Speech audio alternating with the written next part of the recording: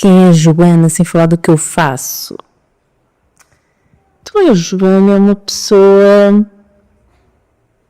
que tem o seu quê de melancolia e o seu quê de goofiness, de leveza. Então é assim uma integração destas duas coisas, uma espécie de...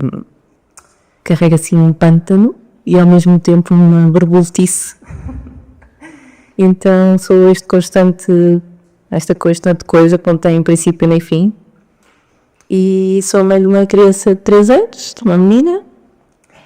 E sou uma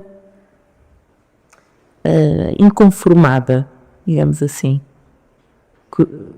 Quando a coisa começa a ficar igual, eu tenho que dar assim uma volta para renovar gente. Sim. No outro dia um cliente me dizia-me, ele estava a falar dos signos e por acaso falou do meu.